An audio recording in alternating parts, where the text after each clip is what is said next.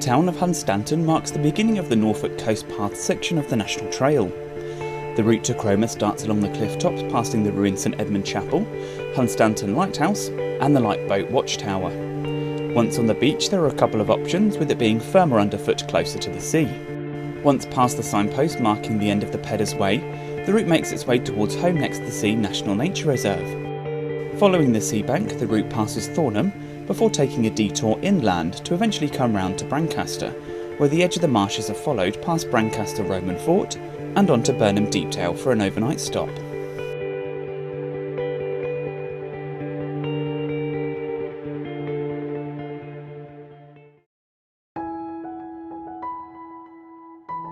Leaving the seaside town of Hunstanton behind, the route begins by backtracking along 2.5 miles that was walked yesterday to the end of the Peddars Way. The cliff-top path passes the ruins of St Edmund's Chapel, the lighthouse and the lifeboat lookout tower to arrive at the beach.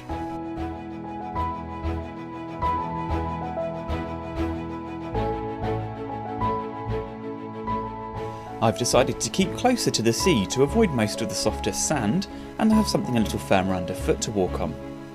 The wide open sands and pools are home to an amazing array of wildlife, with oyster catchers and redshanks seen all along this section.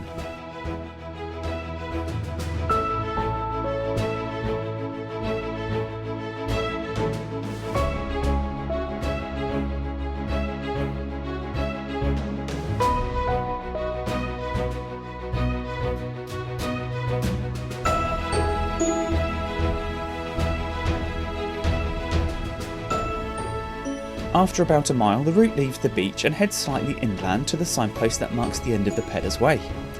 It's 44.5 miles from here to the end of the trail at Cromer, which should take another 3 days after today at a leisurely pace.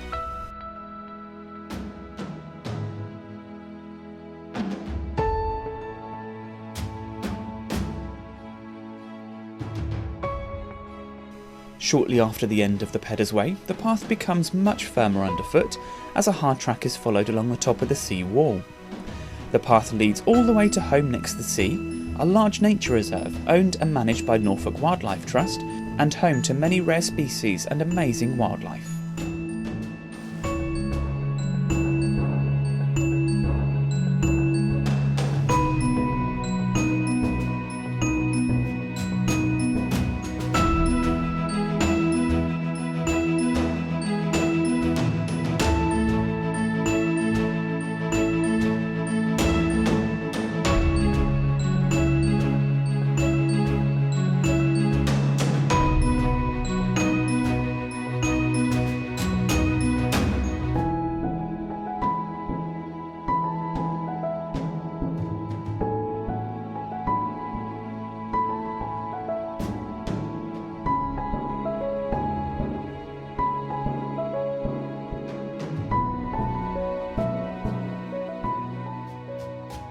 The coastal path actually takes in views of some of the freshwater lakes that make up a mosaic of habitats around home dunes, before following the sea wall once again south towards the village of Thornham.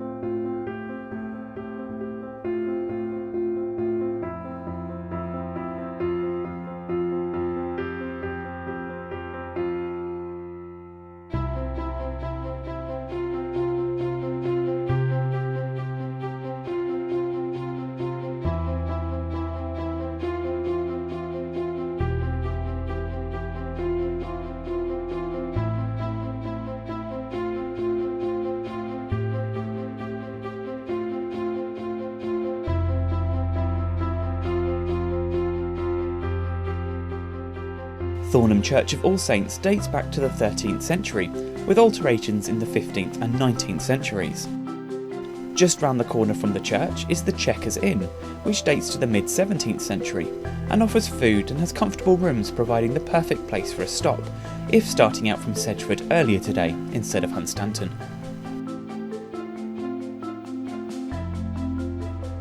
Heading further east along the A149, Choseley Road is the point where the inland detour is started. The lane is followed southeast, gently uphill to a height of about 35 metres above sea level.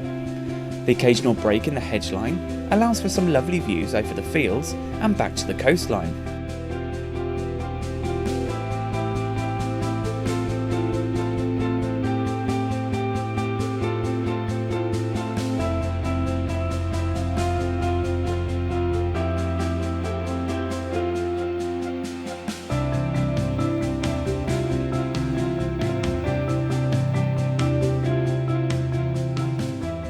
Once the road is left, there's still about 2.5 miles of track walking northeast and then north, into the neighbouring village of Brancaster. It has to be said that this detour inland is definitely the worst part of the day's walk, with little interest along the way. As you enter the village of Brancaster, you are greeted by the beautiful parish church of St Mary. The church has origins dating back to the 12th century and given a Grade 1 listing.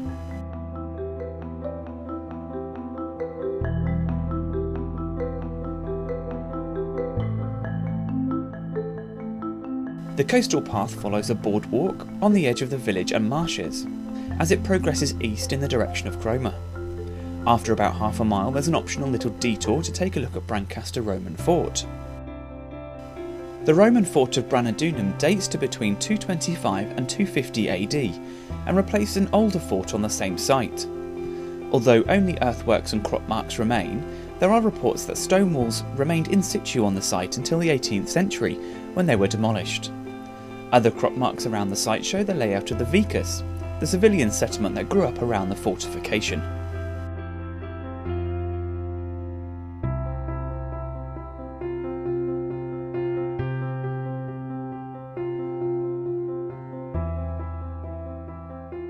The coastal path passes Brancaster Staithe, providing a chance for seafood and ice cream before the walk makes its way along the marshes once more. The marshes and waterways around here are extensive, with hundreds of boats dotted along the horizon and countless channels amongst the salt marsh.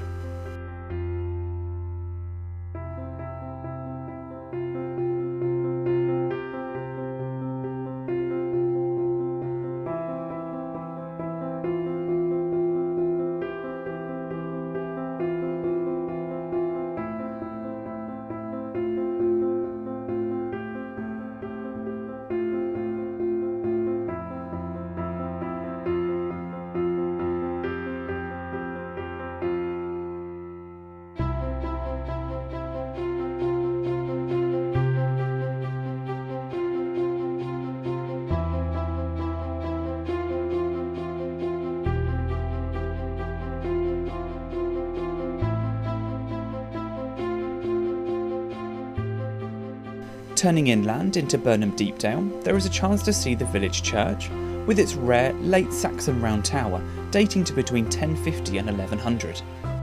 Opposite the church is Dalegate Market, with several shops including a cafe offering tasty food and breakfasts, and a small supermarket and petrol station.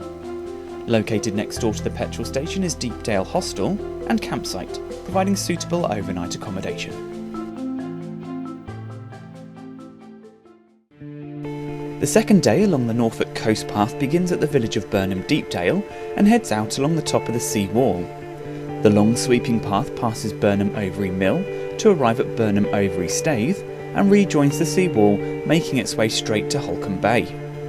It can be hard going as the trail follows several miles of soft sand, but keeping close to the waves ensures firmer ground underfoot.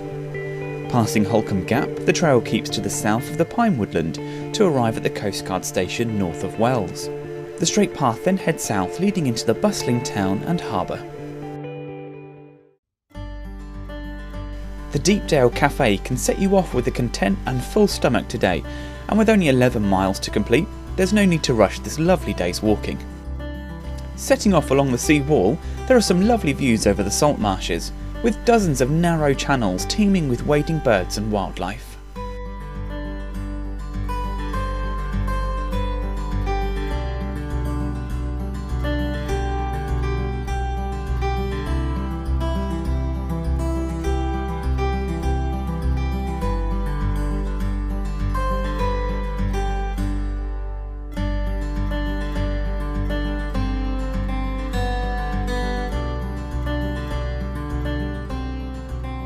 The route approaches large areas managed specifically for wildlife, as it makes up a vast nature reserve covering 19,000 acres and of international importance, and entirely within the Norfolk coast area of outstanding natural beauty.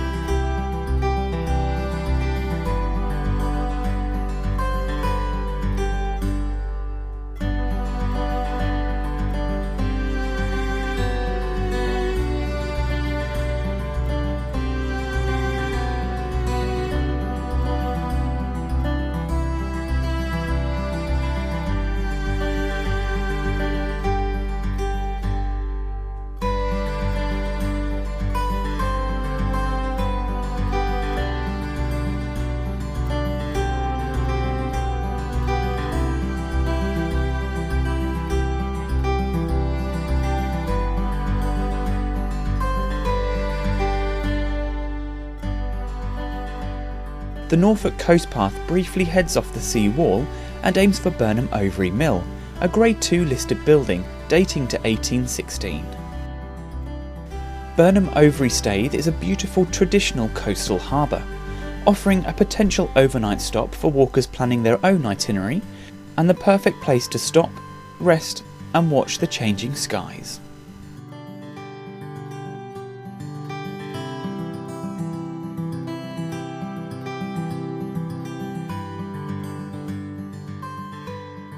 Leaving Burnham Overy Staithe, the trail follows the top of the seawall once more, as it makes its way north along Overy Creek to Holkham Bay and the vast sand dunes and beach.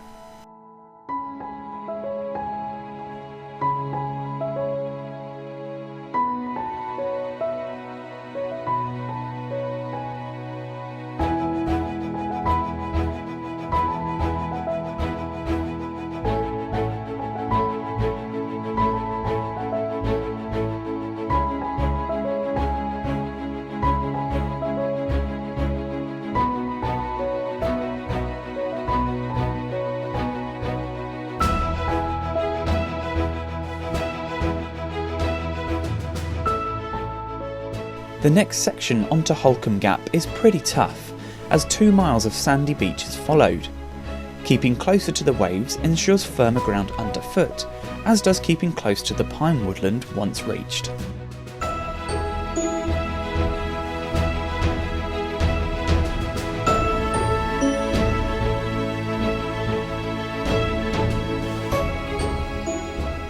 Holkham Beach is renowned for being one of the most stunning and unspoilt beaches in the country, and it really is.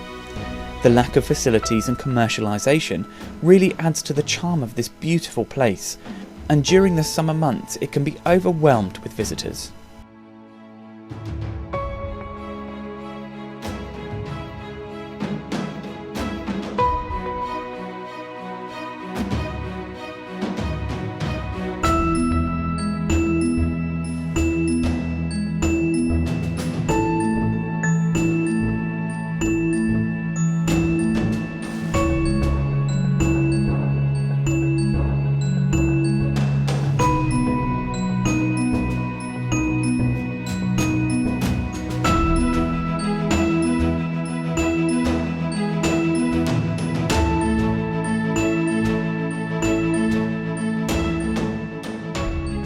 An interesting historical feature just off the route, but visible from one of the viewpoints in the pine forest, is an Iron Age fort.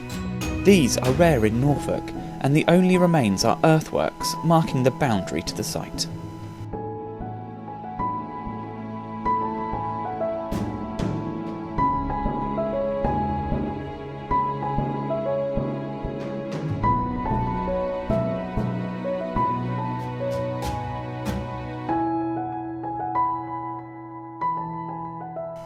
The Lookout is a brand new cafe offering facilities to some of the 800,000 visitors to Holkham Beach each year. Built to provide lovely views over the nature reserve and produce minimal waste, it's the perfect place to stop for a brief rest and a snack before pressing on along the trail to Waybourne-next-the-Sea. It's almost 2 miles along this track before any signs of civilization are encountered, in the form of a caravan park just by a beautiful lake. This lake marks the point where you'll cross a busy car park and join the bank along Beach Road by the Coast Guard station.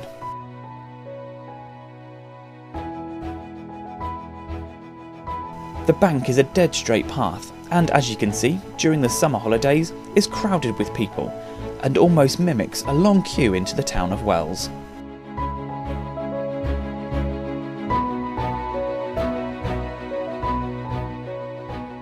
Alongside the bank and Beach Road is the Wells Harbour Railway, a full-on cheat for those walking the coastal path, but a fun way of getting from the harbour to the beach. Built in 1976, the railway runs for 1,100 metres and runs regularly through the summer. The station also marks the way onto Wells Harbour and dozens of cafes, restaurants and suitable overnight accommodation. The third day along the Norfolk Coast Path begins at the coastal town of Holme-next-the-Sea and follows a relatively straight line along the edge of the salt marsh, east in the direction of Blakeney. The first encounter with civilization comes in the form of a campsite and car park at Stiffkey, which is passed, continuing east to the next port of call, Moreston Quay. Moreston Quay offers facilities for the walker with a small National Trust shop selling refreshments. The sea wall is then joined and followed to the neighbouring village of Blakeney, which is one of the most popular seaside villages in Norfolk. The sea wall then continues round Cley Marshes to the village of Cley-next-the-Sea and an overnight stop. Holme-next-the-Sea is a large coastal town with a very popular quay. Its bustling streets can be packed with holidaymakers through the busy summer months, making this short section a bit of a shock to the system compared with the quiet marshes that came before. The town has plenty of shops and cafes to set off the day with a good breakfast and a full lunchbox.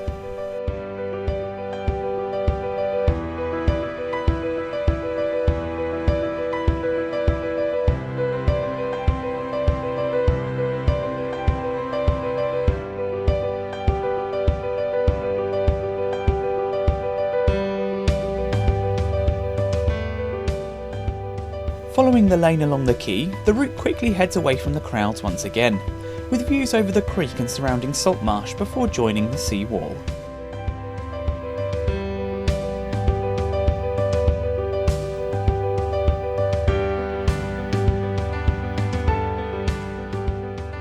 A short jut inland allows for some views over a small freshwater pool, and if you look north from here you may see some old wooden posts in the middle of the creek.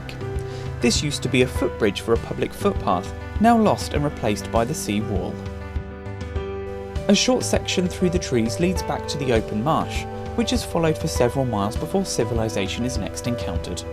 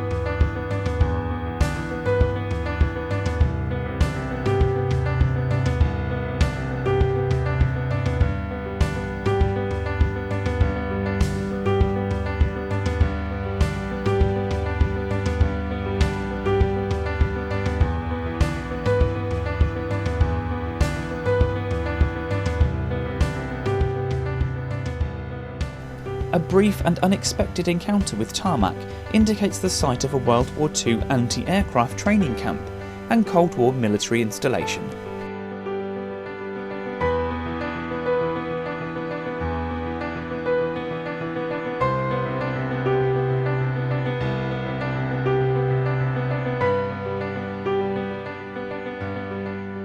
A wide open track into the marshes on the left marks the approach to Stiffkey car park and campsite. The campsite provides the opportunity for an overnight stop for walkers, creating their own itinerary. As you pass the campsite, you may notice a rare circular World War II pillbox, previously thought to be from World War I, to which excavation suggested otherwise.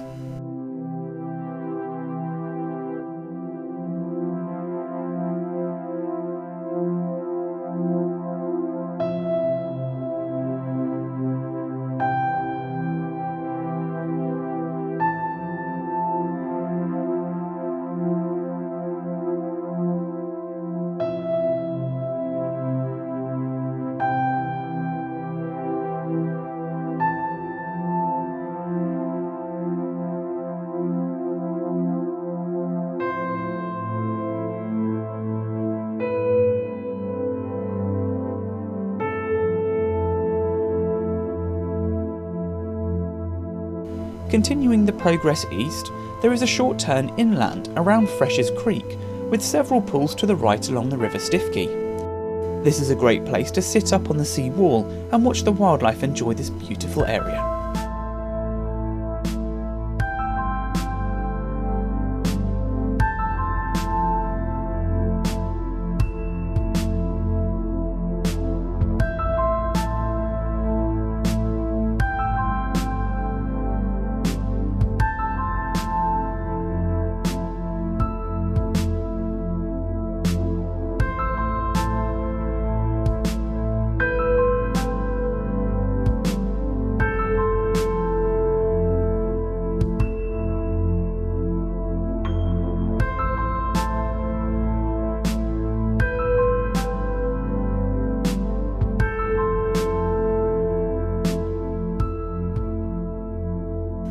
About a mile or so further along is the most substantial encounter with holidaymakers since Wales-next-the-Sea.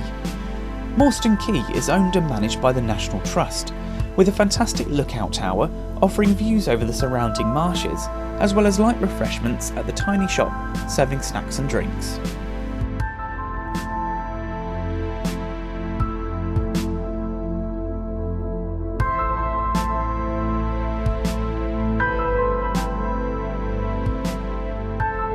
It's at Morstan Quay that the seawall is rejoined, with a new path laid over the top.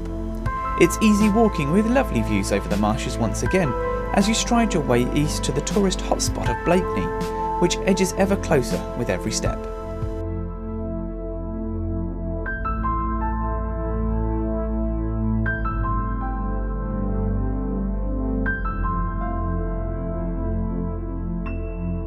Entering Blakeney via the Blakeney Hotel, which offers a restaurant and overnight accommodation, leads you onto the popular quay and large car park for the hundreds of thousands of visitors that head this way every year.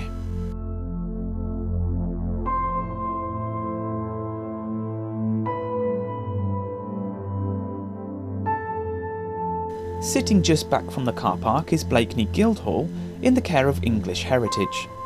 The Guildhall is actually the remains of a medieval merchant's house that dates back to the 15th century and possibly later used as a guildhall in the medieval period. The superb brick-vaulted undercroft has survived in excellent condition and is free to explore.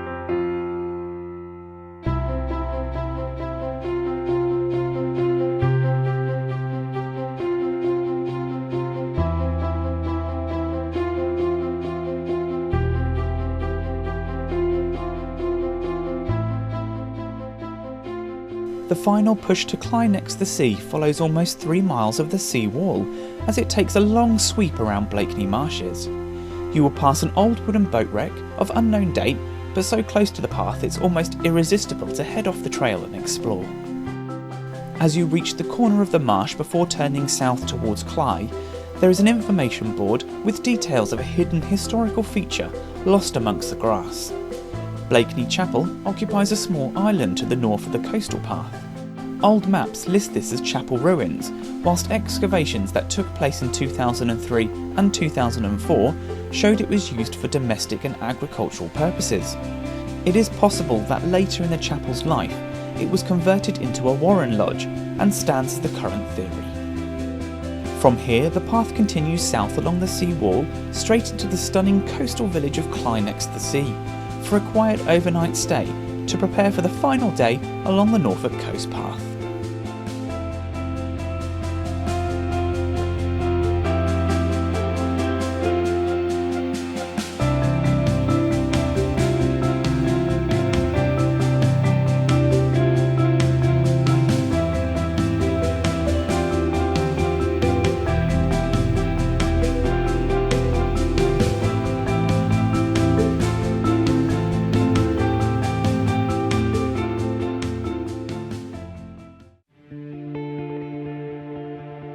fourth and final day along the Norfolk Coast Path National Trail starts off at the village of Cley-next-the-Sea and follows the seawall to the expansive shingle beach to the north. Roughly 3 miles of shingle is followed east, past Granborough Hill and eventually up to the Clifftop Path. The Clifftop Path passes Sheringham Golf Course and tops Skelding Hill for stunning coastal views. A gentle descent into Sheringham allows for a lunch stop before the path continues up over Beeston Bump and past several caravan parks to eventually descend down to the pier at Cromer and the official end of this national trail. This is it. My final day's walking along this great national trail begins at the stunning coastal village of Cley-next-the-Sea. The wind has really picked up today and completely changed direction, with a strong northerly gale coming right off the North Sea, making the going much harder today.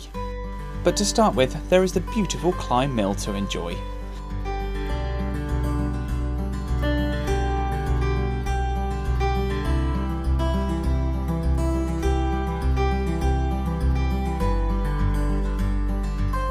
The mill dates back to the late 18th or early 19th century, depending on sources, and has been converted into accommodation.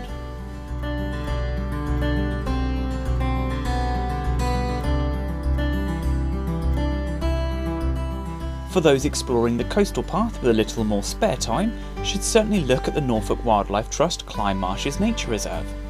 The reserve is home to some rare birds such as marsh harrier, bittern and bearded tits, but is also a refuge for thousands of wading birds and waterfowl over the winter period.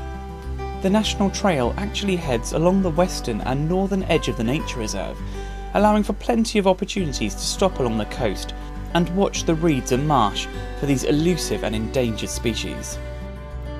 As you arrive at the sea and vast shingle beach, it marks the start of one of the most arduous sections of the entire trail.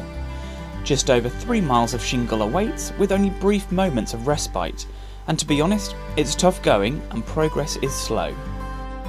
The trail passes a World War II pillbox, partially submerged in the deep shingle bank at Cley Eye, and one of several World War II sites along this stretch.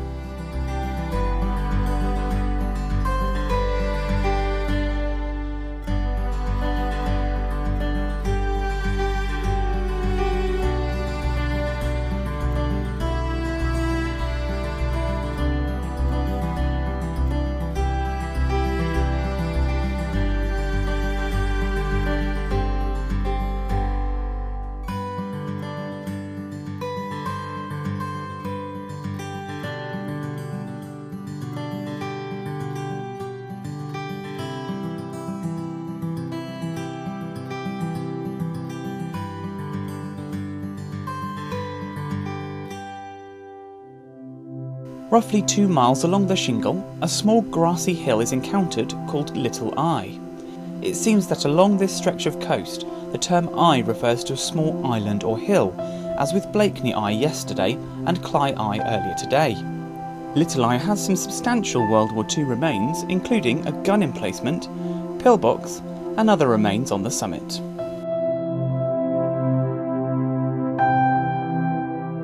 The trail heads off Little Eye to the east, with a further mile of shingle to walk, but with another hill interrupting the path.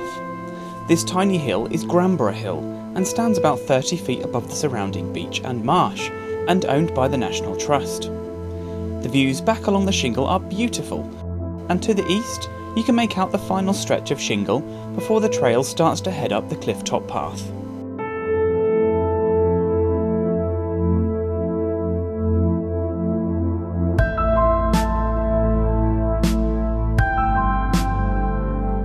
Due to the ferocious winds and sea spray, I've opted to walk along the landward side of the shingle beach, which offers something a little firmer underfoot and a bit more shelter.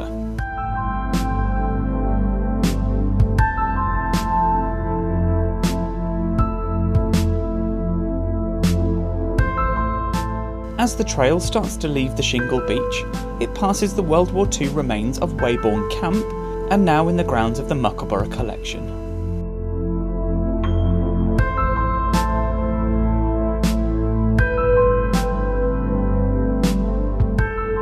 A final section of shingle past Waybourne Car Park allows for a half-mile detour into Waybourne to access local facilities and accommodation if required, otherwise the path heads up a gentle ascent to the clifftop path. The route passes more World War II coastal defences which overlook Waybourne Beach.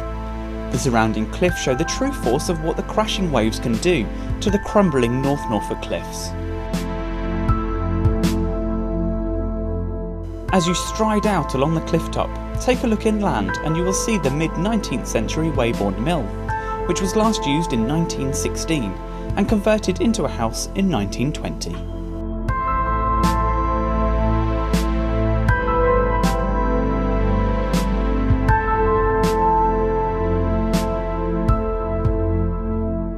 Good progress east towards Sheringham is made, thanks to solid ground underfoot and the enticing prominence of Skelding Hill with its Coast Watch lookout station promises some amazing views to come.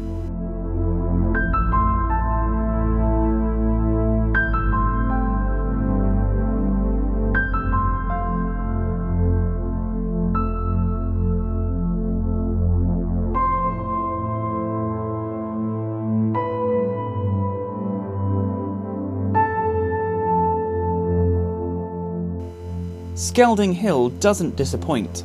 The views stretch for over 10 miles to the west, with the great spit of Blakeney Point seen stretching into the distance.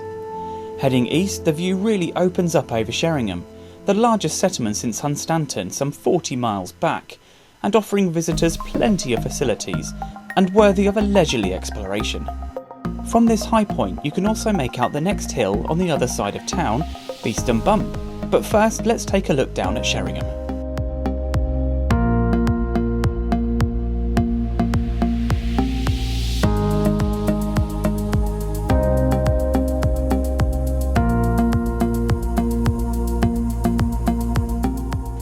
Sheringham's seafront is protected by large concrete structures, otherwise the town would have been lost to the sea decades ago.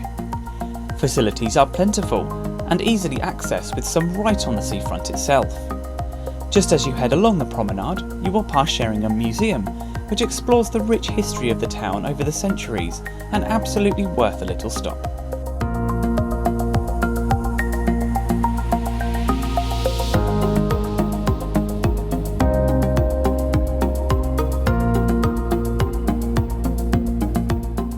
The trail continues past beach huts and begins the 200-foot ascent to the top of Beeston Bump.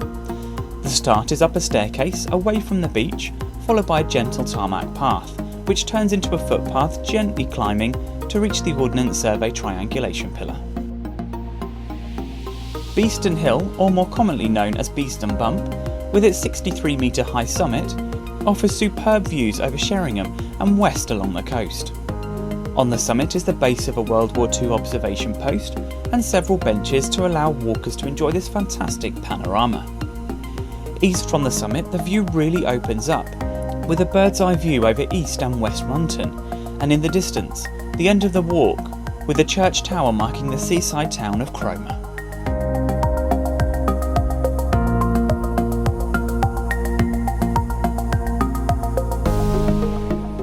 Recent changes in the Norfolk Coast Path route means that the new trail sticks much closer to the cliff tops rather than taking a 4-mile detour inland over Beeston Regis.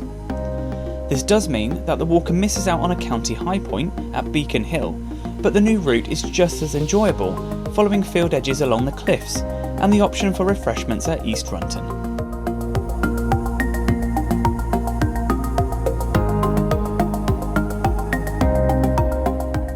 The final stretch into Cromer follows a track through another caravan park before turning back to the A149 main road and quickly turns back to join the clifftop path at the Cromer town sign.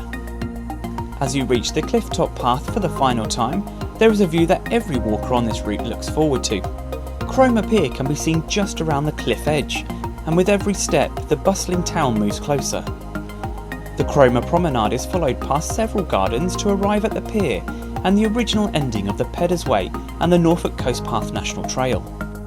Since the development of the England Coast Path, the trail has recently been extended for a further 40 miles to end at the Norfolk-Suffolk border at Hopton-on-Sea. But for me, the original route is absolutely worthwhile in its own right, and I may return in the future to continue the remaining coastal sections. For my first national trail, I can say that I've thoroughly enjoyed the route.